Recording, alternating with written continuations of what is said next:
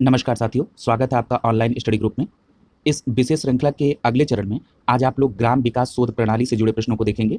याद रखिएगा, आज के इस सेशन में आप लोग फैक्ट और उसका विश्लेषण दोनों देखेंगे, क्योंकि शोध प्रणालियों के क्या गुण होते हैं, क्या दोष होते हैं, उनके क्या उद्देश्य होते हैं, ये सभी विस्तृत व्याख्या आपको जानने की आवश्यकता होगी। इसलिए फैक्ट के साथ साथ उसका विश्लेषण भी आवश्यक है, और ये पूरा प्रयास होगा कि बिल्कुल सरल भाषा में उसका विश्लेषण किया जाए, ताकि आपको ये शोध प्रणालियाँ बहुत ईजिली आप समझ पाएँ। तो चलिए शुरू करते हैं आज की ये श्रृंखला। पहला प्रश्न है, अनुसंधान के संदर्भ में निम्नलिखित में से कौन सा तथ्य या कारक सही नहीं है। पूछ रहा है कि अनुसंधान जब होता है तो उसमें कौन सा कारक इसमें इनबिल्ड नहीं होता है। तो याद रखिए, पहले प्रश्न का सी अगर ऑप्शन आप देखेंगे तो ये कह रहा है कि ये व्यक्ति निष्ठता पर बल देता है, जबकि ये व्यक्ति निष्ठता पर नहीं, वस्तु निष्ठता पर बल देता है। तो यानी यहाँ पर सी जो दिया है ऑप्शन, ये सही नहीं है और यही आंसर होगा। इसके अतिरिक्त आप देखेंगे कि अनुसंधान में घटना के संदर्भ में विश्वसनीय और लाभप्रद जानकारी प्राप्त की जाती है।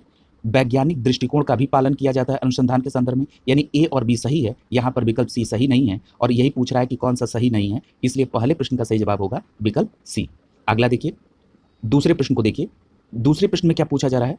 पूछा जा रहा है कि जब नई जानकारी या लक्ष्य को जानने के लिए किया गया कोई भी अध्ययन, चाहे वो अवलोकन से हो या किसी अन्य विधि से, निम्नलिखित में से किसे अनिवार्य रूप से शामिल करने पर ही अनुसंधान कहलाएगा। ठीक है, यानी कह रहा है कि जब हम किसी नई जानकारी को लेते हैं या किसी लक्ष्य को जानने का प्रयास करते हैं, और इसके लिए कोई भी किसी भी प्रकार के अध्ययन को हम अगर लें, तो इसमें कौन कौन से विधि तथ्य को इसमें शामिल करना अनिवार्य होता है, तभी वो अनुसंधान कहा जाएगा। तो यहाँ पर तीनों विकल्प शामिल करना अनिवार्य होता है, पूर्वाग्रहों, त्रुटियों और सीमाओं को। ठीक है, यानी दूसरे प्रश्न का सही जवाब क्या हो जाएगा? विकल्प डी सही हो जाएगा। अगला देखिए, तीसरा प्रश्न देखिए।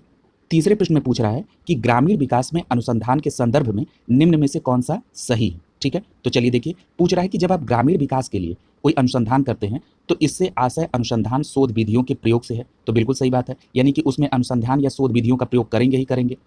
दूसरा है कि शोध द्वारा उपलब्ध सूचना का प्रयोग ग्रामीण विकास पेशेवरों द्वारा निर्णय निर्माण से पूर्व किया जा सकता है। यानी कह रहा है कि जब आप ग्रामीण विकास के लिए कोई अनुसंधान करेंगे और उससे कोई सूचना प्राप्त होगी, तो इसके द्वारा जो ग्रामीण विकास का पेशेवर है, यानी कि जो ग्रामीण विकास के लिए प्रयास कर रहा है, उसके द्वारा जो निर्णय लिया जाना है उसके पूर्व वो इसका उपयोग कर सकता है। यानी यहाँ पर पहला और दूसरा दोनों विकल्प सही है, यहाँ तीसरे का सही जवाब हो जाएगा सी। ठीक है, कोई दिक्कत नहीं हो रही होगी समझने के स्तर पर।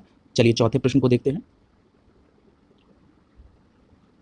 चौथे प्रश्न में कहा जा रहा है कि निम्न में से ग्रामीण विकास में अनुसंधान शोध विधियों का प्रयोग किन में किया जा सकता है। ठीक है, तो यहाँ पर आप देखिए, पहला दिया है, एक सामुदायिक कार्यकर्ता ग्रामीण समुदाय में व्यक्तियों, दंपतियों, परिवारों की वास्तविक या संभावित प्रभावशीलता के बारे में जानकारी प्राप्त करना चाहता है। उस संदर्भ में भी आप ग्रामीण विकास में अनुसंधान और इसका प्रयोग कर सकते हैं, यानी पहला स्टेटमेंट सही है। दूसरा कह रहा है कि कार्यक्रम के उद्देश्यों को बदलने संबंधी निर्णय लेने से पहले एक सामुदायिक कार्यकर्ता समुदाय के दृष्टिकोणों को जानना चाहता है, इसके लिए वो अनुसंधान और शोध विधियों का प्रयोग करेगा ताकि ग्रामीण विकास हो सके। यह भी सही है। तीसरा विकल्प क्या कह रहा है? तीसरा विकल्प कह रहा है कि एक सामुदायिक कल्याण केंद्र का निदेशक जानना चाहता है कि महिलाओं के सशक्तिकरण में वृद्धि हेतु स्वयं सहायता समूह में आय अर्जन योजना प्रभावी रहेगी या नहीं। अब ये जानने के लिए उसे अनुसंधान करना पड़ेगा। इसका मतलब है कि सी ऑप्शन भी सही है। इस प्रकार चौथे प्रश्न का डी विकल्प सही हो जाएगा, क्योंकि ये तीनों स्टेटमेंट ग्रामीण विकास में अनुसंधान से संबंधित है। ठीक है, इसके अतिरिक्त अगर आप देखेंगे तो स्वयं सहायता समूह के सदस्यों का ज्ञानवर्धन के लिए भी सामूहिक चर्चा की जगह पर क्या तकनीक प्रभावशाली होगी, इसके लिए भी अनुसंधान की आवश्यकता होती है। ठीक है, ये सारी चीजें ग्रामीण विकास में अनुसंधान के लिए आवश्यक है। चलिए पांचवा प्रश्न देखते हैं, यहाँ विकल्प डी सही होगा चौथे का। पांचवा प्रश्न क्या कह रहा है? कह रहा है कि वैज्ञानिक विधि का प्राथमिक उद्देश्य निम्नलिखित में से कौन सा है। ठीक है, तो वैज्ञानिक विधि का प्राथमिक उद्देश्य क्या है? तथ्यों को इकट्ठा करना, बिल्कुल सही है। अर्थपूर्ण होना, यानी तथ्य जो हो वो अर्थपूर्ण हो, तथा व्यवस्थित करने का तरीका विकसित करना, ये क्या है? वैज्ञानिक विधि है। यानी आप वैज्ञानिक विधि में जानते हैं कि तथ्यों को इकट्ठा किया जाए, तथ्य अर्थपूर्ण होने चाहिए और व्यवस्थित क्रम में होने चाहिए। इसको क्या कहा जाता है? वैज्ञानिक विधि। यानी जब आप विज्ञान की परिभाषा भी देखते होंगे तो ये कहा जाता है क्रमबद्ध अध्ययन। ठीक है, तो ये बातें इनको जस्टिफाई कर रही हैं। इस प्रकार पांचवें प्रश्न का दोनों कथन सही है, यहाँ पर विकल्प सी आपका आंसर हो जाएगा। छठवां प्रश्न देखते हैं।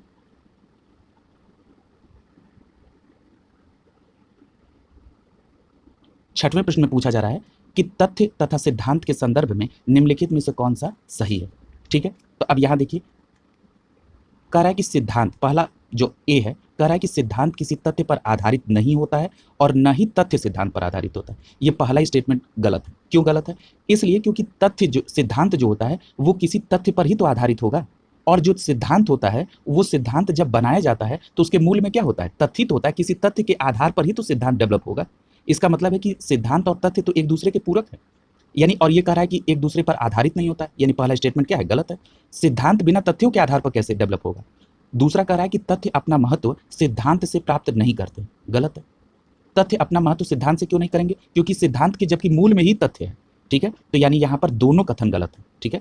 तो यहाँ पर आपका जवाब क्या हो जाएगा? डी हो जाएगा। और यहाँ पर समझ लीजिएगा कि तथ्य और सिद्धांत दोनों एक दूसरे पर आश्रित हैं, और सिद्धांत के मूल में भी तथ्य होता है और तथ्यों के आधार पर ही सिद्धांत का निर्माण किया जाता है, ठीक है? यानी यहाँ पर विकल्प डी सही हो जाएगा। सातवां देखिए, सातवें में कह रहा है कि शोध के दौरान अनुसंधानकर्ता के समक्ष निम्नलिखित में से कौन सी समस्या उत्पन्न होती है? अब देखिए, कह रहा है कि व्यक्तिगत सामान्यीकरण और व्यक्तिगत पूर्वाग्रह। जब कभी भी शोधकर्ता अनुसंधान करने जाता है तो ये दोनों बातें उसके लिए समस्या उत्पन्न करती हैं। यदि वो व्यक्तिगत सामान्यीकरण करने लगे और या वो व्यक्तिगत पूर्वाग्रह से ग्रसित हो तो ये दोनों जो है उसके सामने समस्या उत्पन्न करती हैं, यानी सातवें का यहाँ पर विकल्प सी सही हो जाएगा। अगला देखिए, आठवां प्रश्न देखिए, पूछ रहा है कि निम्न में से कौन सा सिद्धांत का उद्देश्य है? तो देखिए, कह रहा है कि यह एक क्षेत्र विशेष में उपलब्ध ज्ञान को सारांश में तथा क्रमबद्ध करता है, तो ये सिद्धांत का उद्देश्य है, बिल्कुल सही है। अगला है कि ये देखिए उद्देश्य पूछ रहा है, विशेषता नहीं, उसका सिद्धांत का उद्देश्य क्या है, किस उद्देश्य को लेकर सिद्धांत डेवलप होता है? तो कह रहा है कि ये एक क्षेत्र विशेष में उपलब्ध ज्ञान को सारांश में और क्रमबद्ध करता है, ठीक है? यानी किसी भी क्षेत्र, सिद्धांत क्या होता है? जैसे आपने कहा आर्किमिडीज का सिद्धांत, ठीक है? तो ये क्या है? उस क्षेत्र विशेष में उपलब्ध ज्ञान को एक सारांश के तौर पर लेना और उसको क्रमबद्ध व्यवस्थित करता है, तो ये ठीक है। कह रहा है यह देखी गई घटनाओं और संबंधों के लिए अंतिम स्पष्टीकरण उपलब्ध करता है, ये भी बात सही है, ये उद्देश्य के तौर पर है। कह रहा है यह घटना के घटित होने का अनुमान लगाता है, यह भी बात सही है। इस प्रकार आठवें प्रश्न में डी विकल्प यहाँ पर सही हो जाएगा, ठीक है? ये बिल्कुल ध्यान से समझिएगा क्योंकि यहाँ पर फैक्ट नहीं, यहाँ आपको जो विश्लेषण है उसको समझने की आवश्यकता है। देखिए, पहला कह रहा है कि किसी स्थिति विशेष या एक समूह या एक व्यक्ति की विशेषताओं का सही प्रस्तुतिकरण करना क्या कहलाता है? ये किस प्रकार का अनुसंधान कहलाता है? तो याद रखिएगा, इसको कहा जाता है विवरणात्मक अनुसंधान। यानी जब हम किसी का विवरण देते हैं तो क्या होता है? किसी स्थिति विशेष या किसी व्यक्ति का या किसी समूह का जब हम उनकी विशेषताओं का वर्णन करने लगते हैं तो क्या होता है? उसका हम विवरण ही तो दे रहे हैं, तो ये कैसा अनुसंधान हुआ? विवरणात्मक अनुसंधान हुआ। यानी ए का क्या होगा? विवरणात्मक अनुसंधान। अगला कह रहा है कि दूसरा बी में देखिए, कह रहा है कि किसी घटना के संबंध में परिचय प्राप्त करने के उद्देश्य से बनाई गई सुस्पष्ट अनुसंधान समस्या का अध्ययन क्या कहलाता है? तो ये कहलाता है अन्वेषण। ये कैसा अनुसंधान है? अन्वेषण अनुसंधान है, ठीक है? जब किसी घटना विशेष के परिचय प्राप्त करने के लिए बनाई गई सुस्पष्ट अनुसंधान को क्या कहते हैं? अन्वेषण, यानी खोज करना, ठीक है? तो यानी बी हो गया, बी का अन्वेषण अनुसंधान हो गया, ठीक है? अब देखिए, कह रहा है किसी घटना की आवृत्ति क्या है, यह किस घटना या विषय से संबंधित है, इसका अध्ययन करना क्या कहलाता है? निदानात्मक अनुसंधान। यानी सी को आप दूसरे के साथ कर देंगे, और अभी आपने ए में देखा था विवरणात्मक, यानी ए को आप तीसरे से कर देंगे, ठीक है? और बी में आपने अन्वेषण देखा था तो वो चौथे में होगा, ठीक है? तो वो चौथे से कर देंगे आप। तो यानी सी में आपका क्या दिख रहा है? निदानात्मक हो रहा है, ठीक है? अगला देखिए, डी को जरा देख लेते हैं। डी में कह रहा है कि कार्यक्रम सेवाओं का मूल्यांकन या मॉनिटरिंग करना, ये क्या कहलाता है? मूल्यांकन अनुसंधान कहलाता है, ठीक है? तो इस प्रकार आपने देख लिया, और इस प्रकार आपका सही आंसर क्या हो जा रहा है? सी विकल्प यहाँ पर सही है, ठीक है? यहाँ पर देखिए दिया भी है, ठीक है? अगला देखिए, यहाँ पर कह रहा है निम्नलिखित में से कौन सा अनुसंधान शोध की विशेषता है, ठीक है? अब देखिए कौन सा अनुसंधान शोध की विशेषता है, तो इसका क्या जवाब होगा? विषय निष्ठता, यानी विषय पर सुस्पष्टता और प्रामाणिकता, ये तीनों की तीनों अनुसंधान शोध की विशेषता है। यानी डी का जवाब क्या हो, 10 का जवाब क्या हो जाएगा? डी हो जाएगा। क्वेश्चन नंबर 10 का आंसर क्या हो जाएगा? डी हो जाएगा। ये तीनों उसकी विशेषता है। अगला देखिए, 11वां प्रश्न देखेंगे। 11वें प्रश्न में पूछा जा रहा है कि निम्नलिखित में से कौन सा सही है। चलिए देखते हैं। पूछ रहा है कि व्यवहारिक अनुसंधान में समस्या के तत्काल, विशिष्ट और व्यवहारिक समाधान की ओर ध्यान केंद्रित किया जाता है। बिल्कुल सही बात है। व्यवहारिक अनुसंधान में किसी भी समस्या के तत्काल, व्यवहारिक है, विशिष्ट और व्यवहारिक समस्या का ध्यान केंद्रित, यानी ये पहला स्टेटमेंट तो सही है। दूसरा स्टेटमेंट क्या कर रहा है? कह रहा है कि मौलिक अनुसंधान का मुख्य उद्देश्य व्यवहारिक अनुप्रयोगों की इच्छा के साथ ज्ञान की सीमाओं को विस्तृत करना है। ये गलत है। क्यों? क्योंकि जब आप मौलिक अनुसंधान की बात करते हैं, ठीक है, तो मौलिक अनुसंधान में आप व्यवहारिक अनुप्रयोगों के इच्छा के बिना ज्ञान की सीमाओं का विस्तृत करना है, ठीक है। यानी जो इच्छा के साथ लिखा हुआ है, यहाँ इच्छा के बिना होना चाहिए। ये मौलिक अनुसंधान का मूल उद्देश्य होता है। क्या होता है? व्यवहारिक अनुप्रयोगों की इच्छा के बिना ज्ञान की सीमाओं को विस्तृत करना। अगर यहाँ बिना होता तब सही होता, यानी यहाँ पर दूसरा स्टेटमेंट गलत है। इस प्रकार 11 का सही जवाब क्या हो जाएगा? विकल्प ए सही हो जाएगा, ठीक है। अगला देखिए, 12वां प्रश्न देखिए। 12वें प्रश्न में क्या कहा जा रहा है? कह रहा है कि ग्रामीण विकास में अनुसंधान का क्षेत्र निम्न में से कौन सा है, ठीक है। तो अब देखिए, आप देख रहे हैं समुदाय के रूप में गांव, किसान आंदोलन और सहकारिता आंदोलन। यानी जब आप ग्रामीण विकास में अनुसंधान के क्षेत्र की बात कर रहे हैं, तो क्या करेंगे? आप समुदाय के रूप में गांव का अध्ययन करेंगे, भाई तभी तो उसके ऊपर अनुसंधान करेंगे और फिर ग्रामीण विकास को लेकर चीजें डेवलप होंगी। किसान आंदोलन, उस पर भी अनुसंधान होगा और उस पर जो अनुसंधान का निष्कर्ष निकलेगा वो ग्रामीण विकास के लिए उपयोगी होगा। भाई किसान आंदोलन क्यों हुआ, क्या कारण था, ये क्या अनुसंधान इस पर हो सकता है। इसी प्रकार सहकारिता आंदोलन हुआ तो उस पर अनुसंधान होगा, पंचायती राज प्रणाली पर अनुसंधान होगा, इसी प्रकार गरीबी उन्मूलन पर होगा, महिला सशक्तिकरण पर होगा, ठीक है। ये सभी क्षेत्र जो हैं ये ग्रामीण विकास में अनुसंधान के क्षेत्र हैं। यानी इन क्षेत्रों में जब अनुसंधान होगा तो अल्टीमेट हमारा जो मूल उद्देश्य है कि ग्रामीण विकास होना, ये प्राप्त किया जा सकता है। भाई प्रश्न में क्या पूछ रहा है कि ग्रामीण विकास में अनुसंधान के क्षेत्र क्या है, यानी उन क्षेत्रों की बात करिए जिनका सरोकार ग्रामीण विकास से, ठीक है। तो ये सभी क्षेत्र हैं जिन पर अनुसंधान किए जाए तो अल्टीमेट ग्रामीण विकास होगा। 12 का सही जवाब क्या हो जाएगा? डी हो जाएगा। बिल्कुल साधारण भाषा में समझने का प्रयास करिए। अगला देखिए, ग्रामीण विकास में अनुसंधान शोध के क्षेत्र के संदर्भ में निम्नलिखित में से कौन सा सही है, ठीक है। तो देखिए, कह रहा है कि इसके द्वारा ग्रामीण विकास के विभिन्न कार्यक्रमों के प्रभाव को जानने का प्रयास किया जाता है, बिल्कुल सही है। दूसरा कह रहा है कि सरकारी तथा गैर सरकारी संगठनों द्वारा जरूरतों तथा संसाधनों की पहचान, कार्यक्रम तथा सेवाओं का मूल्यांकन जैसे क्षेत्रों में अनुसंधान किए जाते हैं, ठीक है। तो ये भी बात सही है और ये किसके लिए है? ग्रामीण विकास के लिए। यानी 13 के दोनों विकल्प सही हैं, यानी आपका यहाँ पर विकल्प सी आंसर सही हो जाएगा 13 का। अगला देखिए, 14 देखिए। 14वें प्रश्न में पूछ रहा है कि निम्नलिखित में से कौन सा ग्रामीण विकास में अनुसंधान शोध के विषय है, ठीक है। अब देखिए, कह रहा है कि ग्रामीण समुदाय की विकास आवश्यकताओं का पता लगाना और उसका मूल्यांकन करना, ये शोध का विषय है, बिल्कुल सही है। यानी कि ग्रामीण समुदाय की विकास की आवश्यकताओं का तो पता लगाएंगे ना और उसका मूल्यांकन करेंगे, और ये क्या है? शोध का विषय है और इससे क्या होगा? ग्रामीण विकास होगा। और अगला है कि प्रस्तावित कार्यक्रमों, सेवाओं की विधियों तथा तकनीकी प्रभावों का मूल्यांकन भी होगा। अनुसंधान शोध का ये विषय है। ग्रामीण विकास की विधियों का अध्ययन करना भी ग्रामीण विकास में अनुसंधान शोध का विषय है। यानी 14 प्रश्न में तीनों जो विकल्प हैं ये ग्रामीण विकास में अनुसंधान के विषय हैं। इस प्रकार आपका 14 का सही जवाब हो जाएगा विकल्प डी। अगला देखिए, 15 प्रश्न पे चलते हैं। 15वें प्रश्न में क्या कह रहा है? कह रहा है कि ग्रामीण विकास में अनुसंधान शोध पद्धतियों के अंतर्गत अनुसंधान प्रक्रिया के संदर्भ में निम्नलिखित में से कौन सा सही नहीं है। जब भी कभी नहीं लिख के आए तुरंत आप वहां पे अलर्ट हो जाइए। क्या नहीं है भाई? इसकी प्रकृति चक्रीय होती है, बिल्कुल बात सही है। यानी जब अनुसंधान की प्रक्रिया होगी तो प्रकृति कैसी होगी? चक्रीय होगी। अगला कह रहा है कि इसका पहला चरण परिकल्पना का चयन करना सर्वाधिक महत्वपूर्ण चरण माना जाता है। देखिए यहाँ पर ही गलत है। इसका पहला चरण परिकल्पना का चयन करना नहीं होता है। इसका पहला चरण जो होता है समस्या का चयन और प्रतिपादन होता है, ठीक है। अभी मैं अनुसंधान की प्रक्रिया का आपको विभिन्न चरण बताऊंगा, ठीक है। अब पहले विकल्प सी देख लीजिए, यानी दूसरा बी तो गलत हो गया और पूछ रहा है कौन सही नहीं है, यानी 15 का आंसर क्या हो जाएगा? बी। और इसकी 6 अवस्थाएं वर्गीकृत की गई और इन 6 अवस्थाओं में पहला चरण जो है वो आपने अभी क्या देखा? समस्याओं का चयन और प्रतिपादन। दूसरा क्या होगा? परिकल्पना की रचना करना, यानी जो परिकल्पना का रचना करना पहला चरण दे रहा है ये दूसरा चरण है। तीसरा क्या है? अनुसंधान डिजाइन का बनाना। चौथा क्या है? आंकड़ों या जो विवरण है उनको एकत्र करना। और पांचवा चरण क्या है कि आंकड़ों का विश्लेषण और उनकी व्याख्या करना। और जो छठवां चरण है वो है सामान्यीकरण, ठीक है। तो इनको आप याद रखेंगे, यहां से प्रश्न बनने की पूरी संभावना है, ठीक है। तो 6 क्या क्या अवस्थाएं ये भी आपने देख ली। 15 का सही जवाब क्या हो जाएगा? विकल्प बी, ठीक है। अगला देखिए, 16वां प्रश्न देखिए। देखिए उन्हीं चरण से संबंधित प्रश्न पूछ दिया। देखिए कह रहा है कि अब जो अभी हमने 6 चरण आपको बताएं, अब जरा वहां से इसको कोरिलेट करिए। पहला दिया है कि समस्या का चयन एवं प्रतिपादन, ये कौन सा चरण है? पहला चरण, यानी ए को आप चौथे के साथ कोरिलेट कर देंगे। फिर दिया है कि अनुसंधान डिजाइन को बनाना, ठीक है, ये कैसा चरण है? तीसरा चरण। और दूसरे में क्या है? परिकल्पना रचना का करना। तो ये आप बी का संबंध किससे कर देंगे? तीसरे के साथ। अगर कह रहा है अगला क्या कर रहा है सी में? आंकड़ों का विश्लेषण और व्याख्या करना। जो आंकड़ों का विश्लेषण और व्याख्या करना है ये कैसा चरण है? पांचवां चरण, यानी सी को आप दूसरे के साथ कोरिलेट कर देंगे। और सामान्यीकरण सबसे अंत में होता है, ये छठवां चरण होता है। डी को आप पहले के साथ कोरिलेट कर देंगे, ठीक है। इस प्रकार आपका आंसर क्या हो जाएगा? यहाँ ऑप्शन आपका सी सही हो जाएगा, ठीक है। अगला चलिए, प्रश्न संख्या 17 देख लीजिए। जो 6 चरण दिए गए हैं जरा उनको भी आप देख लीजिए। ये 6 चरण हैं, ठीक है? इसको आप एक जगह देख लेंगे ताकि आपको आगे दिक्कत नहीं होगी। अब हम लोग अगले प्रश्न की तरफ चल रहे हैं। ये प्रश्न संख्या 17 देखिए, क्या पूछ रहा है यहाँ पे?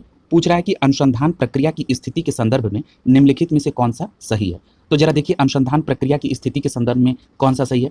कह रहा है कि पहली स्थिति हो सकती है कि आंकड़ों की परिकल्पना के बिल्कुल अनुरूप नहीं है या आंशिक समर्थन करते हैं। बिल्कुल सही बात है, यानी या तो बिल्कुल अनुरूप नहीं है, ठीक है, और या तो आंशिक समर्थन करेंगे, तो ये क्या है? अनुसंधान की प्रक्रिया की स्थिति हो सकती है। दूसरा कह रहा है, दूसरी स्थिति क्या हो सकती है?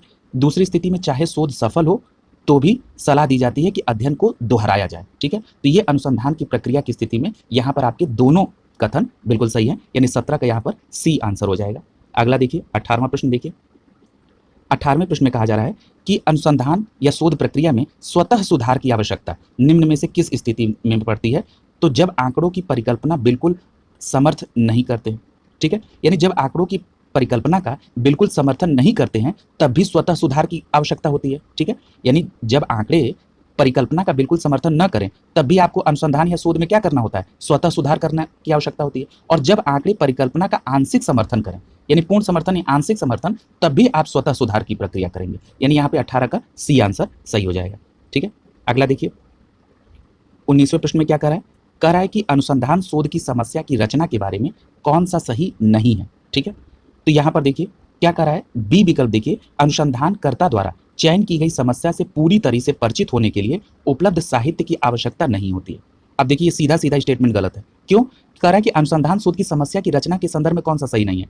जब हम कोई अनुसंधान करने जाते हैं तो समस्या से पूरी तरीके से परिचित होने के लिए उससे संदर्भित जो भी साहित्य उपलब्ध होता है उसका अध्ययन तो हम करते हैं ना, ताकि हमको उसके संदर्भ में सही जानकारी प्राप्त हो सके। और ये कह रहा है आवश्यकता नहीं, यानी ये 19 का बी विकल्प ही ऑप्शन हो जाएगा। बाकी आप ऑप्शन देखेंगे तो ये बिल्कुल सही है, ठीक है। अगला देखिए 20 प्रश्न की तरफ चलते हैं। 20वें प्रश्न में क्या कहा जा रहा है? कह रहा है कि अनुसंधान शोध समस्या की रचना के अंतर्गत निम्न में से कौन सा सही है? देखते हैं। कह रहा है कि उत्तर दिए जाने वाले सभी प्रश्नों और उप प्रश्नों को विनिर्दिष्टित किया जाता है। बिल्कुल सही है, ये समस्या की रचना में आएंगे। अगला है कि समस्या के विवरण में यह स्पष्ट होना चाहिए कि क्या निर्धारित या हल किया जाना है। ये भी बात सही है, यानी दूसरा भी आपका विकल्प सही है। तीसरा क्या कह रहा है? ये अनुसंधान शोध समस्या की रचना में बात हो रही है। तीसरा क्या कह रहा है? कह रहा है कि अनुसंधानकर्ता के रूप में प्रस्तावित समस्या का अपनी क्षमता और व्यवहारिक अनुभव, आंकड़े जो उपलब्ध होने की संभावित कठिनाइयों, वित्तीय और क्षेत्रीय बाधाओं और समय सीमा के संदर्भ में मूल्यांकन करना चाहिए, ठीक है। ये सभी बातें किससे संबंधित हैं? अनुसंधान या शोध की समस्या की रचना के संदर्भ में। ये तीनों के तीनों ऑप्शन सही है। इस प्रकार आपका यहाँ पर डी विकल्प सही होगा। अगला देखिए, अगला क्या कर रहा है? कह रहा है कि निम्न में से कौन सी परिकल्पना की विशेषता नहीं, ठीक है। अब देखिए कह रहा है कि निम्नलिखित में से कौन सी परिकल्पना की विशेषता नहीं है। कह रहा है भावी या अतीत के अज्ञात आंकड़ों का पूर्वानुमान की संभावना वाली न हो। ये पहला स्टेटमेंट गलत है। जब हम किसी भी चीज की परिकल्पना करते हैं, ठीक है, तो उसमें हम क्या करते हैं? परिकल्पना के अंतर्गत तो हम भावी और अतीत के जो अज्ञात आंकड़ों का पूर्वानुमान तो हम करेंगे ना, ठीक है। तो यानी कि परिकल्पना तो पूरी अनुमान परिकल्पना हम कर रहे हैं, ठीक है, तो उसमें तो पूर्वानुमान की संभावनाएं जो अतीत और भावी है उनके आंकड़ों पर तो हम करेंगे ही करेंगे, यानी पहला स्टेटमेंट ही इसकी विशेषता नहीं है। अगला देख लीजिए, सरल संदर्भों में आंकड़ों को स्पष्ट करने में सक्षम हो। बिल्कुल सही है, ये तभी हमारी परिकल्पना सही कही जाएगी। कह रहा है अनुसंधान समस्या में शामिल संकल्पनाओं की जटिलता के आधार पर यथासंभव सरलतम संदर्भों में वर्णन किया हो, तभी हमारी ये परिकल्पना की विशेषता है, ठीक है। और यहाँ पर डी ऑप्शन भी देख लीजिए। डी ऑप्शन में क्या कह रहा है? कह रहा है कि इस प्रकार वर्णन किया जाए कि आनुभविक या क्रियात्मक विवरणों के रूप में संभावित सही या गलत निष्कर्ष पर पहुंचने के लिए जांच की जा सके। ये सभी परिकल्पना की विशेषता है, लेकिन ये कहना कि हम भावी या अतीत के अज्ञात आंकड़ों का पूर्वानुमान की संभावना वाली न हो, तो ये क्या है? ये गलत है, ठीक है, जबकि हम परिकल्पना की विशेषता के संदर्भ में देख रहे हैं, यानी यहाँ पर ए विकल्प सही हो जाएगा। अगला देखिए 22वें प्रश्न को देखिए। कह रहा है कि परिकल्पना के संदर्भ में निम्नलिखित में से कौन सा सही है, ठीक है। तो चलिए देखते हैं। कह रहा है कि प्रश्नावली वाली परिकल्पना में अपेक्षित निष्कर्ष का वर्णन करने के स्थान पर प्रश्न पूछा जाता है कि क्या परिणाम होगा, ठीक है। तो ये बिल्कुल बात सही है, यानी जब आप प्रश्नावली वाली परिकल्पना की बात करेंगे तो इसमें अपेक्षित निष्कर्ष के वर्णन के स्थान पर प्रश्न पूछा जाता है कि क्या परिणाम होगा, ठीक है, यानी यहाँ पर आपका ए विकल्प सही है, ठीक है। अगला कह रहा है, अब अगला बी भी देख लीजिए। कह रहा है कि घोषणात्मक परिकल्पना में गैर दिशात्मक परिकल्पना होती है जो कोई अंतर या संबंध का प्रस्ताव नहीं करती है। ये गलत है। ये घोषणात्मक परिकल्पना नहीं है। ये कैसी परिकल्पना है? शून्य परिकल्पना। यानी शून्य परिकल्पना के अंतर्गत गैर दिशात्मक परिकल्पना होती है, शून्य परिकल्पना, और जो कोई अंतर या संबंध का प्रस्ताव नहीं करती है। यानी जब ये लिखा रहे कि गैर दिशात्मक परिकल्पना जो कि कोई अंतर या संबंध का प्रस्ताव नहीं करती है, तो ऐसी परिकल्पना को शून्य परिकल्पना कहते हैं। ठीक है, अगला सी देखिए, यानी बी गलत दिया है और प्रश्न पूछ रहा है कि कौन सा सही है। इस प्रकार 22 का सही आंसर ए हो जाएगा। ठीक है, क्योंकि बी गलत हो गया। अब कह रहा है अगला कि जब अनुसंधानकर्ता अध्ययन के निष्कर्ष के बारे में सकारात्मक विवरण देता है तो हम उसको क्या कहते हैं? इसको कहते हैं घोषणात्मक परिकल्पना। यानी बी में होना चाहिए शून्य परिकल्पना और सी का क्या होना चाहिए? घोषणात्मक परिकल्पना। ये आपस में स्वैप कर दिया है। ठीक है, इस प्रकार यहाँ पर बी और सी दोनों विकल्प गलत हो गए, यानी बी 22 का सही जवाब हो जाएगा ए। 23वां देखिए, अब देखिए 23 में क्या कह रहा है? कह रहा है कि घोषणात्मक स्वरूप, और ये किसके संदर्भ में? गर्भवती महिलाओं के स्वास्थ्य पर दृश्य कार्यक्रमों के प्रभावों के रूप में तुलना करने की बात हो रही है। घोषणात्मक स्वरूप में देखिए क्या कह रहा है? कह रहा है कि इसमें दृश्य कार्यक्रमों का पालन करने वाले तथा इस सुविधा से वंचित गर्भवती महिलाओं के दोनों समूहों के स्वास्थ्य में कोई अंतर नहीं होगा। ठीक है, अब यहां देखिए गलत हो गया। ठीक है, जब हम कह रहे हैं कि कोई अंतर नहीं होगा तो इसका मतलब क्या है? ये शून्य रूप हो गया। ठीक है, अभी आपने ऊपर देखा है। ठीक है, तो यानी कि यहां पर ए में जो दिया है ये घोषणात्मक स्वरूप नहीं है, ये कैसा रूप है? शून्य रूप है। ठीक है, यानी ए गलत है हमारा। अगला कह रहा है कि दृश्य कार्यक्रमों के माध्यमों से जारी सूचनाओं के द्वारा उन गर्भवती महिलाओं के स्वास्थ्य में सुधार होगा जिसके पास इसका प्रावधान होगा। ठीक है, ये किसकी विशेषता है? ये घोषणात्मक स्वरूप है और इसको क्या दिया है? शून्य रूप, यानी बी भी गलत हो गया। सी देखिए, प्रश्नावली स्वरूप, क्या दृश्य कार्यक्रमों के माध्यम से जारी सूचनाओं से गर्भवती महिलाओं की स्वास्थ्य स्थिति पर कोई प्रभाव होगा? इस प्रकार का यदि स्वरूप है तो वो प्रश्नावली स्वरूप है, यानी यहाँ पर सी विकल्प सही है। ठीक है, एक काम आप लोग करिएगा कि इस वीडियो को 2 बार देख लीजिएगा, ताकि पहली बार में अगर कोई संशय रहेगा तो दूसरी बार देखेंगे तो बिल्कुल स्पष्ट हो जाएगा। ठीक है, चलिए अगला देखिए, यानी यहाँ पर सी विकल्प सही हो जाएगा। 24वां प्रश्न देखिए, कह रहा है कि ग्रामीण विकास के क्षेत्र में अनुसंधानकर्ता अपना व्यावसायिक अनुभव ही अनुसंधान समस्या की पहचान करने का अपेक्षाकृत अच्छा स्रोत है। ठीक है, एक बार मैं फिर रिपीट कर रहा हूं, कह रहा है कि ग्रामीण विकास के क्षेत्र में अनुसंधानकर्ता का अपना व्यावसायिक अनुभव ही अनुसंधान समस्या की पहचान करने का अपेक्षाकृत अच्छा स्रोत है। बिल्कुल सही बात है, तो ये यहाँ पर कथन आपका बिल्कुल सही है। कारण कह रहा है कि यह किए जाने वाले अनुसंधान की संबंधित तथा व्यवहारिकता के बारे में उसे सभी आवश्यक सूचनाएं प्रदान करता है। ठीक है, उसका क्या? उसका व्यावसायिक अनुभव। ठीक है, यानी यहाँ पर कथन भी सही है, कारण भी सही है, व्याख्या भी कर रहा है। इस प्रकार 24 का सही जवाब हो जाएगा विकल्प ए सही हो जाएगा। ठीक है, अगला देखिए 25वां प्रश्न देखिए, 25वें प्रश्न में क्या कर रहा है? कह रहा है कि अनुसंधान प्रतिमान यानी डिजाइन के संदर्भ में निम्नलिखित में से कौन सा विकल्प सही है। ठीक है, अब यहाँ पर देखिए कह रहा है कि अनुसंधान प्रतिमान तैयार करने का अर्थ है कि किसी अनुसंधानकर्ता को उस संकल्पना ढांचे का वर्णन करना होगा जिसमें अनुसंधान किया जाएगा। ठीक है, बिल्कुल सही है, यानी कह रहा है कि जब हम किसी भी अनुसंधान का प्रतिमान तैयार करेंगे, यानी उसका जब डिजाइन तैयार करेंगे, उसका स्ट्रक्चर बनाएंगे, तो क्या ध्यान में रखेंगे कि अनुसंधानकर्ता के द्वारा उस संकल्पना का यानी उस स्थिति का, उस ढांचे का वर्णन करना होगा जिसमें उसको अनुसंधान करना है। ठीक है, तो यानी ये स्टेटमेंट बिल्कुल सही है। अगला कह रहा है कि किसी विशेष अनुसंधान समस्या के लिए उपयुक्त अनुसंधान प्रतिमान का चयन प्रायः उसके उद्देश्यों, परिकल्पना, नमूने एकत्रित किए जाने वाले आंकड़ों के प्रकार, अनुसंधान के लिए उपलब्ध समय और इस कार्य के लिए उपलब्ध धन पर निर्भर करेगा। ठीक है, यानी उसका जो डिजाइन है इन तमाम बातों के ऊपर निर्भर करेगा, यानी कि यहाँ पर विकल्प बी भी आपका सही है। इस प्रकार आपका 25 का विकल्प सी सही हो जाएगा, यहाँ ए और बी दोनों सही है। ठीक है, अब अगले प्रश्न की तरफ चलते हैं। अगला प्रश्न कौन सा है? 26वां प्रश्न है आपका। तो 26वें प्रश्न में देखिए, 26वें प्रश्न में कह रहा है कि चरों के संदर्भ में निम्नलिखित में से कौन सा सही है। ठीक है, पहला दिया है कि स्वतंत्र, आश्रित और मध्यम चर प्रत्यक्ष रूप से अनुसंधान के आंकड़ों से संदर्भित हैं। बिल्कुल बात सही है, यानी चरों के 3 सेट होते हैं। कौन कौन से? स्वतंत्र, आश्रित और मध्यम, यानी पहला स्टेटमेंट सही। दूसरा कह रहा है कि चरों के चयन में महत्वपूर्ण बिंदु क्या है कि स्वतंत्र चरों की रचना करना। ठीक है, ये दूसरा स्टेटमेंट भी सही है। इस प्रकार 26 का सही जवाब होगा विकल्प सी। अगला देखिए, अगला कह रहा है कि नमूनों के चयन के संदर्भ में निम्नलिखित में से कौन सा सही है।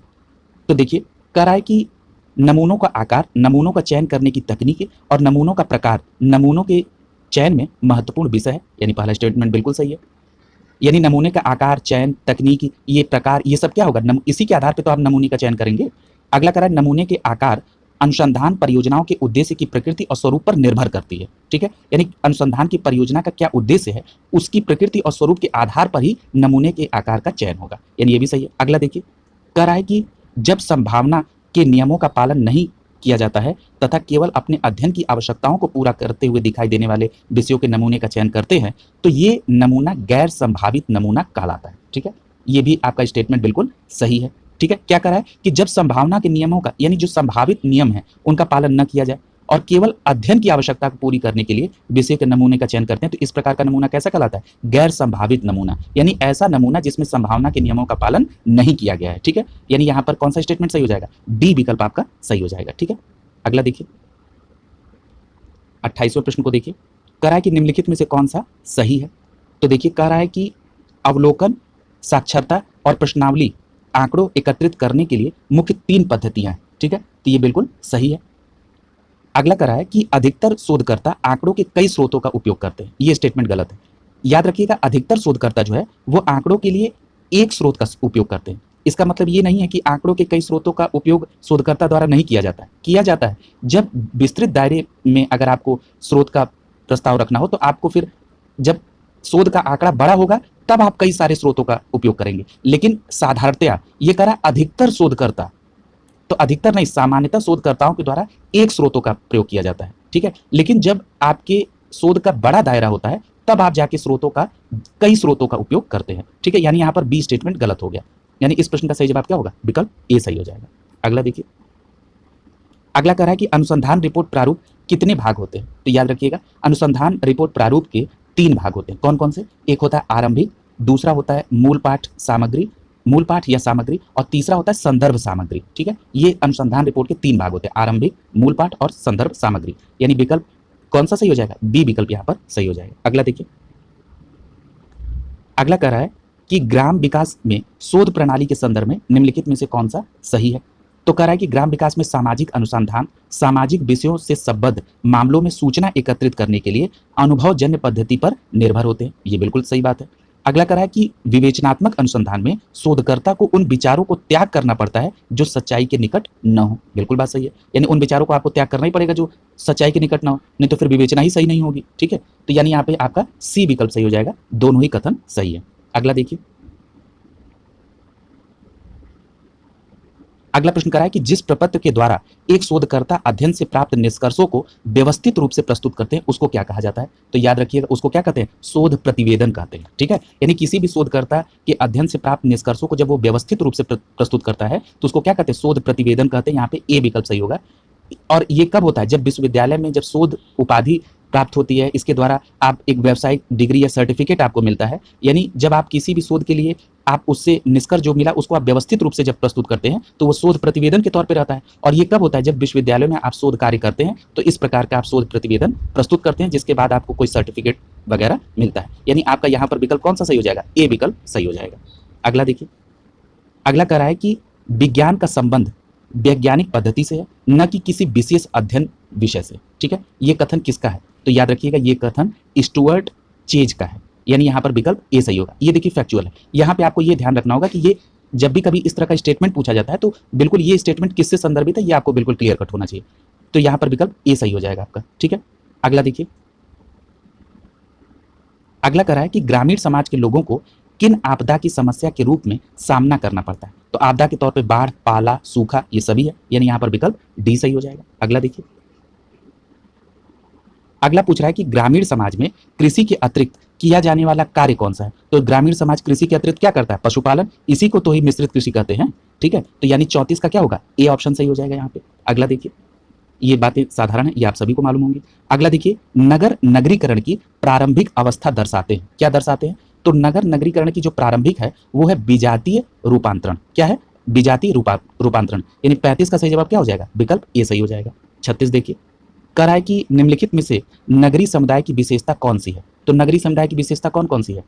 यहाँ पर द्वितीयक तथा तृतीयक व्यवसायों की अधिकता हो तो वो नगरीय समुदायों की विशेषता के अंतर्गत आती है। 36 का डी विकल्प आपका सही हो जाएगा। इसके अतिरिक्त और क्या क्या नगरीय समुदाय की विशेषता होती है? यहाँ पर जनसंख्या का घनत्व क्या होगा? अधिक होगा, सामाजिक विभिन्नता पाई जाएगी, विश्वास और धारणाओं में क्या होगा? अंतर पाया जाएगा, ठीक है, ये द्वितीयक और तृतीयक व्यवसायों के अतिरिक्त जो है ये नगरीय समुदाय की विशेषताएं हैं। यहाँ पे 36 का सही जवाब है कि घटना क्रिया विज्ञान के दार्शनिक आधार का विकास किसके द्वारा किया गया, तो आपका सही जवाब होगा एडमंड हर्सल के द्वारा, यानी एडमंड हर्सल के द्वारा घटना क्रिया विज्ञान के दार्शनिक आधार का विकास किया गया, यानी 37 का सही जवाब क्या हो जाएगा, विकल्प ए सही हो जाएगा। ठीक है, अगला देखिए,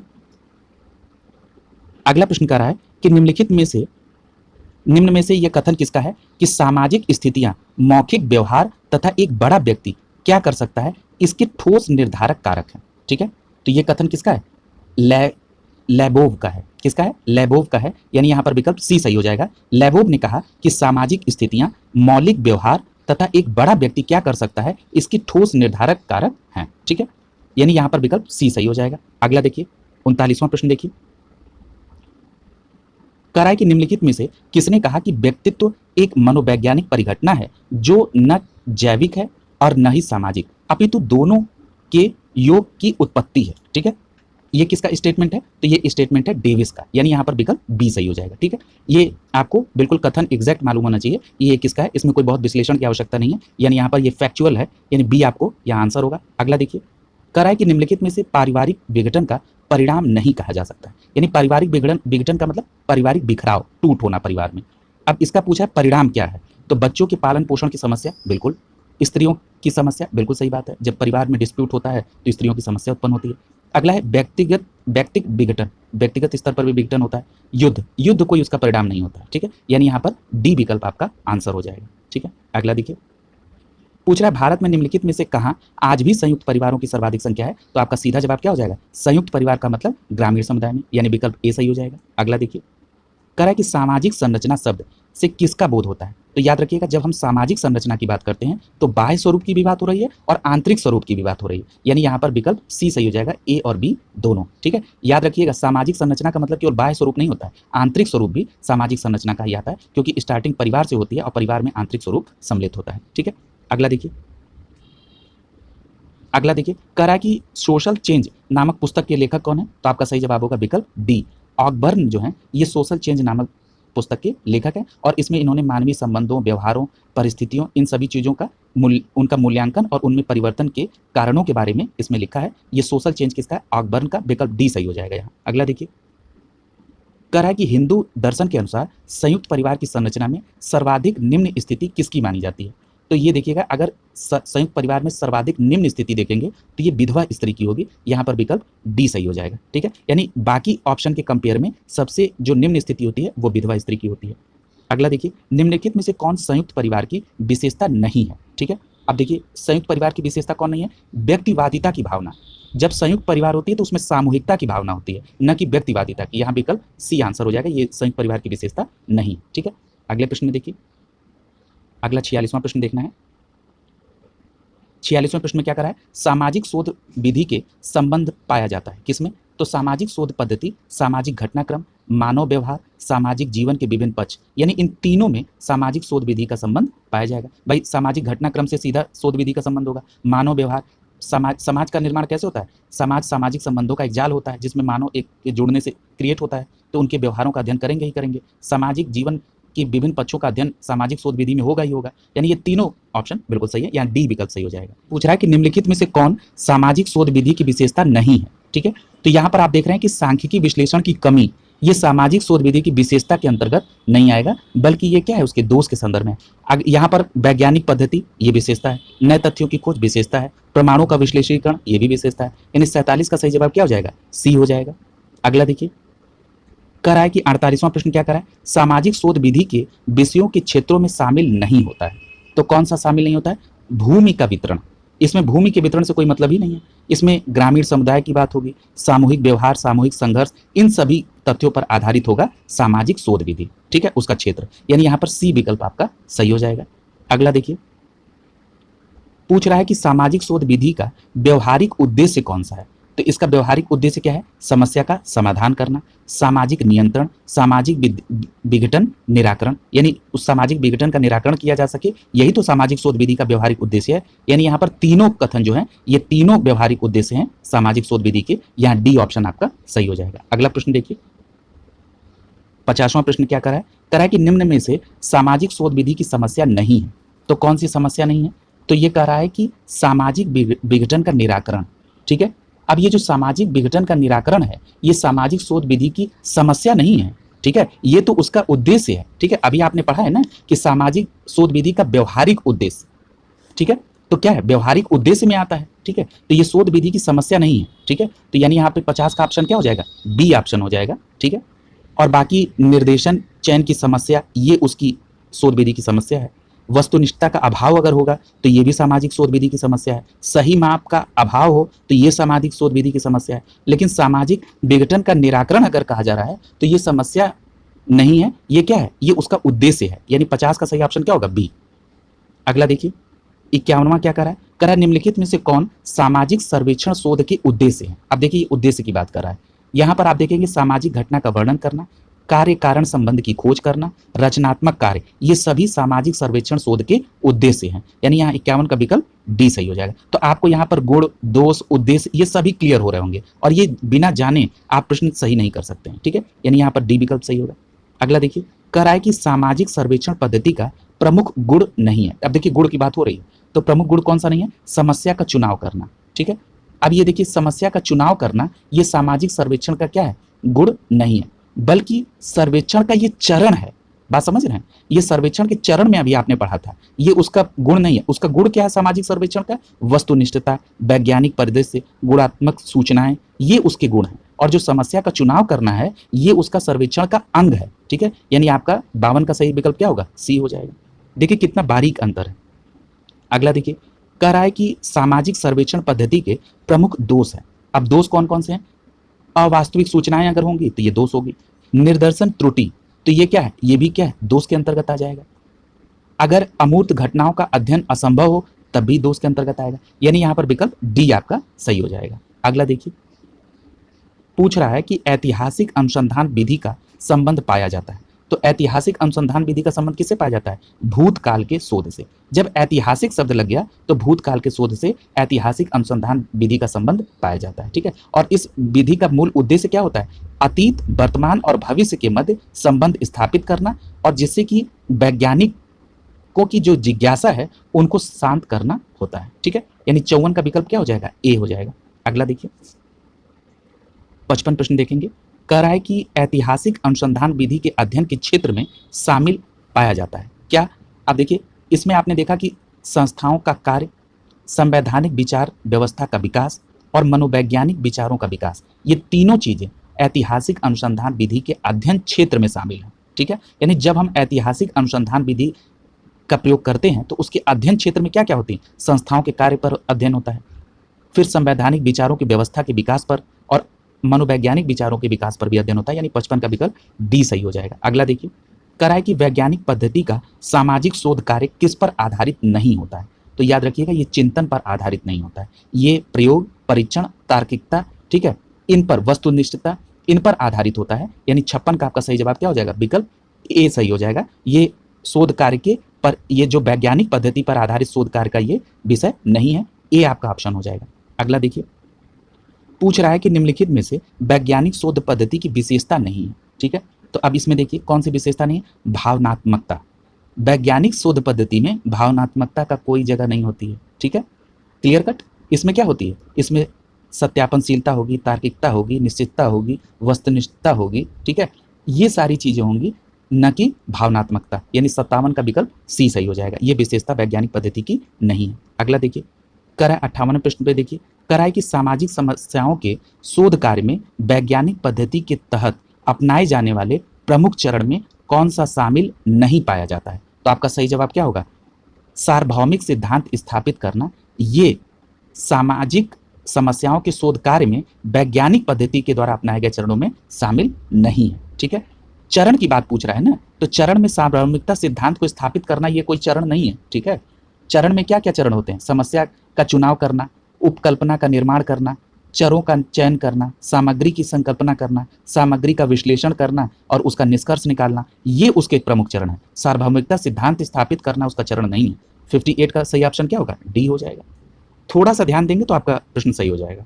अगला देखिए, कह रहा है कि सामाजिक शोध कार्य में तुलनात्मक विधि के तहत निम्न में से कौन सा अध्ययन किया जाता है? अब तुलनात्मक विधि के अंतर्गत किसका अध्ययन किया जाता है? तो रीति रिवाजों। जब आप रीति रिवाजों का करते हैं तो तुलनात्मक अध्ययन ही करेंगे। सामाजिक परिवर्तन जब भी करेंगे तो पिछले से तुलना करेंगे। विशिष्ट सामाजिक घटना की भी आप तुलना करते हैं, यानी यहाँ पर 59 का आपका विकल्प डी सही हो जाएगा। ठीक है, तीनों ये जो विकल्प दिए गए हैं इसमें आप तुलनात्मक विधि का प्रयोग करते हैं, यानी 59 का डी विकल्प सही हो जाएगा। अगला प्रश्न देखिए, अगला कह रहा है कि निम्नलिखित में से कौन सा निर्देशन पद्धति की विशेषताएं हैं। ठीक है, अब जब यहाँ पर निदर्शन की बात हो रही है तो सबसे पहले निदर्शन पद्धति समझने से पहले निदर्शन क्या होता है ये समझ लीजिए। देखिए, जब हम किसी भी समाज के या समूह का अध्ययन करते हैं तो हम किसी कुछ इकाइयों का चयन करते हैं और उन इकाइयों में समाज और समूह के गुण का प्रतिनिधित्व शामिल होता है, तो इसको क्या कहते हैं? निदर्शन कहते हैं। निदर्शन का मतलब क्या हो गया? यानी कि कुछ ऐसी इकाइयों को का चयन करना जिसमें समाज और समूह के गुणों का प्रतिनिधित्व ऑलरेडी शामिल हो, उनके आधार पर हम जब समाज और समूह का अध्ययन करते हैं तो इसी को निदर्शन कहते हैं। ये क्लियर हो गया? अब आइए जरा देख लेते हैं निदर्शन पद्धति की विशेषता। यहाँ पर आप देख रहे हैं कि प्रतिनिधि इकाइयों का चयन का अध्ययन, तो ये बिल्कुल सही है। अगला है निर्वाचित निकायों का बृहद अध्ययन, ये भी सही है। सूचनाओं का निरीक्षण, ये भी शामिल है। इस प्रकार यहाँ पर आप निदर्शन पद्धति की विशेषता में तीनों विशेषताएं देखेंगे, यानी यहाँ पर डी विकल्प आपका सही हो जाएगा। अगला देखिए, अगला क्या पूछ रहा है? कह रहा है कि जब किसी समाज के समूह का अध्ययन करने के लिए कुछ इकाइयों का चयन किया जाता है जिसमें समाज के गुणों का प्रतिनिधित्व होता है तो उसको क्या कहते हैं? निदर्शन कहते हैं। अभी हमने आपको डिफाइन किया था, तो ठीक है, यानी यहाँ पर विकल्प ए सही हो जाएगा। और इसके संदर्भ में किसका स्टेटमेंट आता है? तो इसके संदर्भ में आप देखेंगे कि बोगार्डस का कहा जाता है। बोगार्डस ने कहा कि निदर्शन एक पूर्व निर्धारित योजना के अनुसार इकाइयों के एक समूह के रूप में निश्चित प्रतिशत का चयन होता है। ठीक है, यानी कि 62 का सही जवाब क्या हो जाएगा? ए। और निदर्शन से संबंधित अगर कोरिलेट करना हो तो बोगार्डस को कर लेंगे। अगला देखिए, अगला कह रहा है कि निम्नलिखित में से कौन निदर्शन शोध पद्धति का गुण नहीं है? अब देखिए, कह रहा है विशेष ज्ञान की आवश्यकता है, ये निदर्शन शोध पद्धति का गुण नहीं है। ठीक है, बल्कि क्या है? निदर्शन पद्धति का दोष है। ठीक है, यानी यहाँ पर सी जो है विशेष ज्ञान की आवश्यकता निदर्शन पद्धति की का दोष है। समय की बचत होना, धन की बचत होना, प्रशासनिक सुविधा होना, परिश्रम की बचत होना, अधिक गहन अध्ययन, ये सभी क्या है? ये निदर्शन शोध पद्धति के गुण है। ठीक है, यानी यहाँ पर सी विकल्प आपका आंसर हो जाएगा। अगला देखिए, कह रहा है निम्नलिखित में से कौन सी अनुसूची की विशेषता नहीं है? ठीक है, अब देखिए, कह रहा है कि आंकड़ों का संकलन। ठीक है, आंकड़ों का संकलन जो है ये अनुसूची की विशेषता नहीं है बल्कि अनुसूची की का उद्देश्य है। ठीक है, अब अनुसूची की विशेषता क्या है? अनुसूची की विशेषता क्या है? प्रश्नों का उचित क्रम होना चाहिए, उनका सीमित आकार होना चाहिए, प्रत्यक्ष संपर्क होना चाहिए, सरल और स्पष्ट प्रश्न पूछना चाहिए, सही संदेशवाहक हो, क्रॉस प्रश्नों की व्यवस्था हो, क्षेत्रीय अनुसंधान हो। ये सभी क्या है? ये अनुसूची की विशेषता है। जब हम बात करते हैं आंकड़ों का संकलन तो ये उसका उद्देश्य है। ठीक है, यानी यहां पर आपका सी विकल्प सही हो जाएगा। अगला देखिए, 65 नंबर प्रश्न पे चल रहे हैं।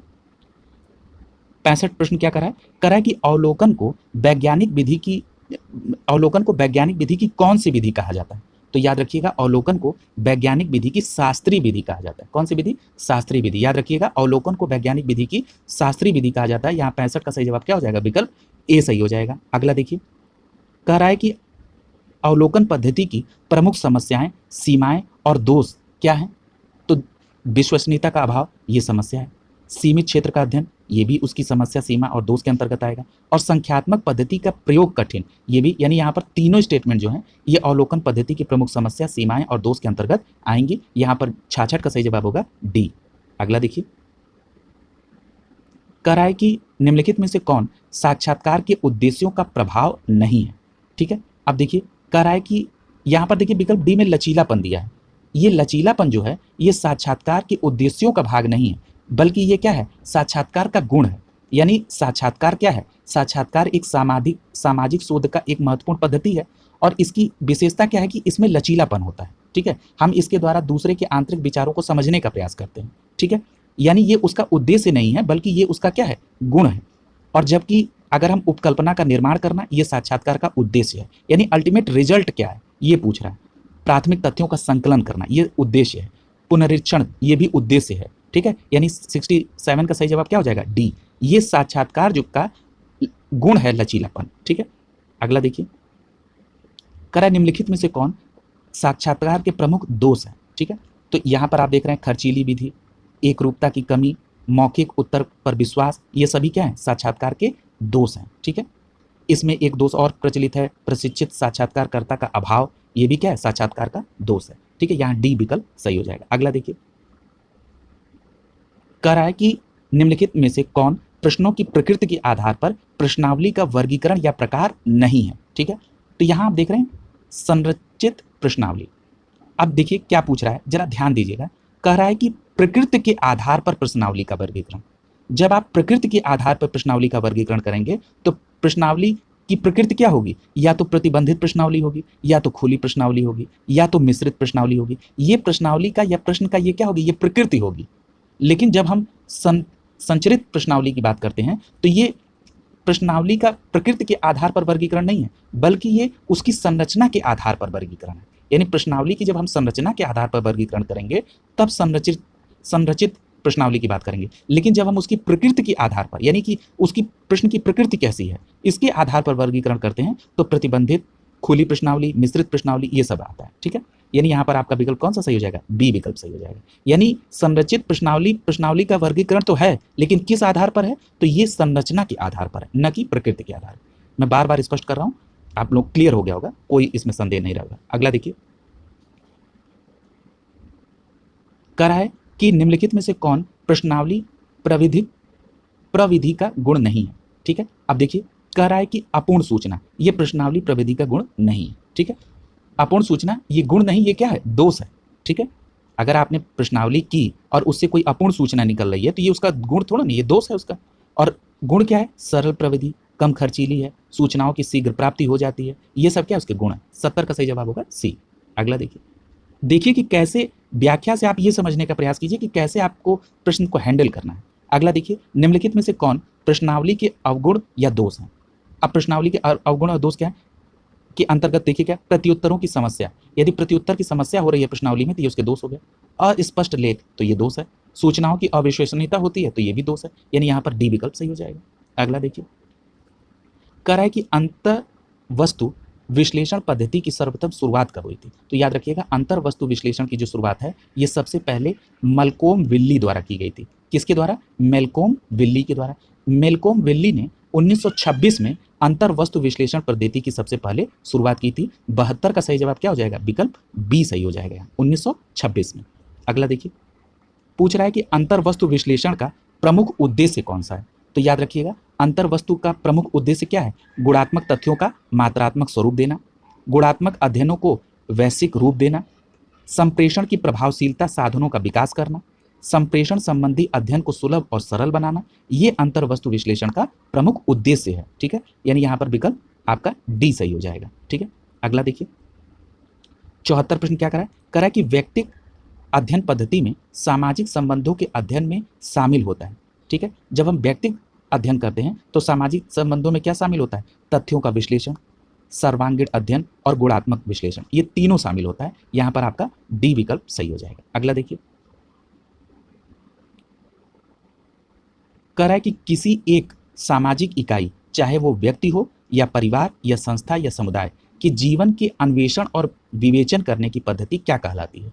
तो आपका सही जवाब होगा व्यक्तिक अध्ययन। यानी जब हम किसी व्यक्ति के, परिवार के या समुदाय के जीवन के बारे में अन्वेषण या विवेचन करते हैं तो ऐसी पद्धति को व्यक्तिक अध्ययन, यानी उसके पर्टिकुलर, उसके बारे में हम, उसके जीवन के बारे में या उसके स्वरूप के बारे में हम पर्टिकुलर किसी एक के बारे में अध्ययन कर रहे हैं, इसलिए हम उसको क्या कहते हैं, व्यक्तिक अध्ययन कहते हैं। 75 का सही जवाब क्या होगा, यहाँ पर आपका विकल्प बी सही हो जाएगा। ठीक है, और व्यक्तिक अध्ययन का अगर सबसे पहले प्रयोग पूछा जाए किसने किया था तो हर्बर्ट स्पेंसर के द्वारा किया गया था। ठीक है, और इसमें लेटले ने भी इस पद्धति में अपना आय और व्यय संबंधित अध्ययन प्रस्तुत किया था। तो ये दोनों नाम याद रखेंगे, हर्बर्ट स्पेंसर पहले प्रयोग किया था और इसमें आय और व्यय संबंधी अध्ययन लेटले ने किया था, यानी 75 का सही जवाब बी हो जाएगा। अगला देखिए, कह रहा है कि निम्नलिखित में से कौन सा व्यक्तिक अध्ययन का प्रमुख गुण नहीं है।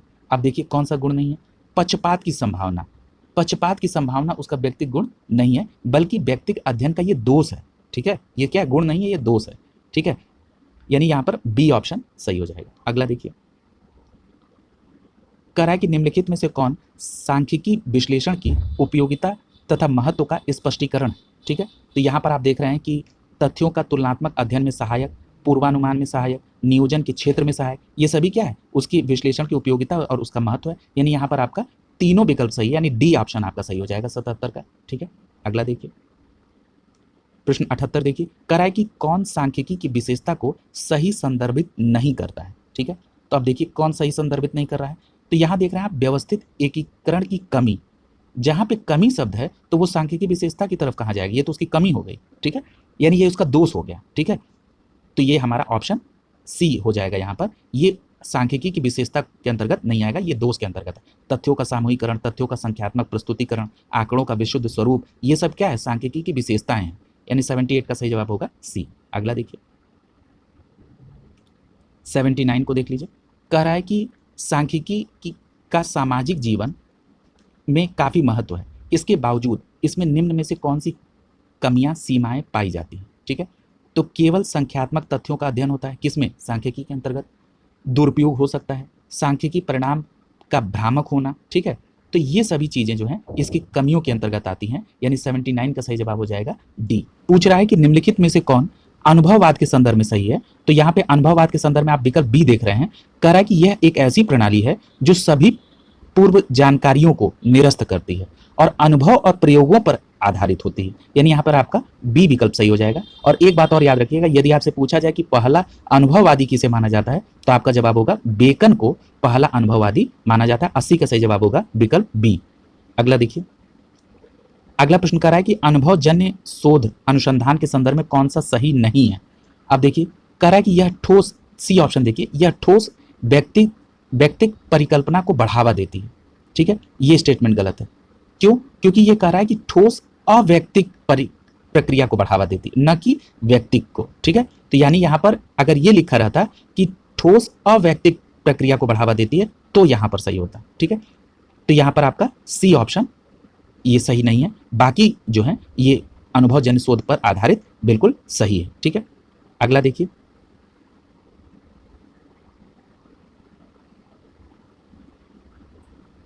कह रहा है कि यह कथन किसका है कि तुलनात्मक पद्धति या विश्लेषण का तात्पर्य केवल कुछ सामाजिक घटनाओं के बीच तुलना करना ही नहीं, बल्कि तुलना के माध्यम से उसकी व्याख्या करना भी है। ये बात किसका है, तो ये स्टेटमेंट है गिन्सबर्ग का। किसका स्टेटमेंट है, गिन्सबर्ग का, यानी यहाँ पर विकल्प ए सही है। गिन्सबर्ग ने कहा कि तुलनात्मक पद्धति या विश्लेषणात्मक का तात्पर्य केवल कुछ सामाजिक घटनाओं की तुलना करना तक नहीं है, बल्कि तुलना के माध्यम से उसकी व्याख्या भी करना है। ये गिन्सबर्ग ने कहा, ए विकल्प सही होगा। अगला देखिए, पूछ रहा है कि निम्नलिखित में से कौन सी अनुसूची का प्रकार नहीं है। ठीक है, तो यहाँ पहली बात ये समझ लीजिए कि यदि आप साधारणतः अनुसूची को देखेंगे तो ये 5 प्रकार की अनुसूची होती। कौन कौन सी? एक होता है अवलोकन अनुसूची, दूसरा होता है मूल्यांकन अनुसूची, तीसरा होता है साक्षात्कार अनुसूची, चौथा होता है प्रलेख अनुसूची और पांचवा होता है संस्था सर्वेक्षण अनुसूची। ठीक है, यानी इसमें से कौन प्रकार नहीं है, तो आपका सही जवाब क्या होगा, जाति अनुसूची नहीं होता है। ठीक है, यानी बी हो गया। अब दूसरा प्रश्न क्या पूछा जा सकता है, पूछा जा सकता है कि पीवी यंग के अनुसार अनुसूची के कितने प्रकार होते हैं। तो जब पीवी यंग के अनुसार अनुसूची के प्रकार पूछे तो आप 4 प्रकार बोलेंगे। कौन कौन सा? अवलोकन अनुसूची, मूल्यांकन अनुसूची, प्रलेख अनुसूची और संस्था अनुसूची। ये जो हैं ये 4 प्रकार होते हैं किसके अनुसार, तो ये पीवी यंग के अनुसार होते हैं। ठीक है, बातें समझ में आ गई। इसमें जो पीवी यंग है इसमें और साधारण में अंतर कौन है, साक्षात्कार अनुसूची पीवी यंग के अनुसार अनुसूची के अंतर्गत नहीं आता है। ठीक है, बात समझ आ गई। इस प्रकार से साधारण में अनुसूची के अंतर्गत साक्षात्कार अनुसूची आएगा, लेकिन पीवी यंग के अनुसार साक्षात्कार अनुसूची अनुसूची का प्रकार नहीं। ठीक है, यहां दोनों बातें याद रखिएगा। ठीक है, यानी 83 का सही जवाब क्या हो जाएगा, विकल्प बी हो जाएगा। अगला देखिए, कह रहा है कि निम्नलिखित में से कौन सी अनुसूची का गुण नहीं है। ठीक है, अब यहां अनुसूची के गुण पूछे जा रहे हैं। ठीक है, तो देखिए कह रहा है कि सीमित क्षेत्र का अध्ययन। जैसे ही लिखा सीमित क्षेत्र का अध्ययन, अब तुरंत आपके दिमाग में इस प्रकार के प्रश्न कई कर चुके हैं। ये अनुसूची के गुण नहीं है, ये क्या है, दोष है। ठीक है, पूछ रहा है अनुसूची के गुण नहीं है, तो सही बात है, सीमित क्षेत्र का अध्ययन गुण थोड़ा नहीं है, दोष है ये, यानी विकल्प ए आंसर हो जाएगा। वास्तविक सूचना की जानकारी, ये अनुसूची की का गुण हो गया। अवलोकन शक्ति का विकास, ये गुण हो गया। अनावश्यक सूचनाओं से बचाव, ये गुण हो गया। लेकिन सीमित क्षेत्र का अध्ययन, ये गुण नहीं है। 84 का सही जवाब होगा ए। अगला देखिए, पूछ रहा है कि निम्नलिखित में अवलोकन की प्रमुख विशेषताएं हैं। तो अवलोकन की क्या क्या विशेषताएं? प्रत्यक्ष तथा सूक्ष्म अध्ययन, विश्वसनीय सूचनाओं का स्रोत, सामूहिक व्यवहार का अध्ययन, ये सभी क्या है, अवलोकन की विशेषताएं, यानी यहाँ पर विकल्प डी सही हो जाएगा। ठीक है, और इसके अतिरिक्त कार्य कारण संबंधों का भी पता लगाना, ये भी अवलोकन का विशेषता है। उपकल्पना का निर्माण करना, ये भी क्या है, अवलोकन की विशेषता है। ठीक है, तो ये भी आप इसके साथ याद रखेंगे। यानी 85 का डी ऑप्शन सही हो जाएगा। अगला देखिए, पूछ रहा है कि निम्नलिखित में से कौन अवलोकन का प्रमुख प्रकार नहीं है। ठीक है, अभी आपने अवलोकन की विशेषता देखी, अब यहाँ प्रकार देखिए। अवलोकन की यदि प्रकार की बात करेंगे तो जरा अवलोकन के प्रकार देख लीजिए। पहला है क्षेत्र अवलोकन, दूसरा है व्यवस्थित अवलोकन, तीसरा है सहभागी अवलोकन, चौथा है नियंत्रित अवलोकन, पांचवा है अनियंत्रित अवलोकन। ठीक है, ये अवलोकन के प्रकार हैं।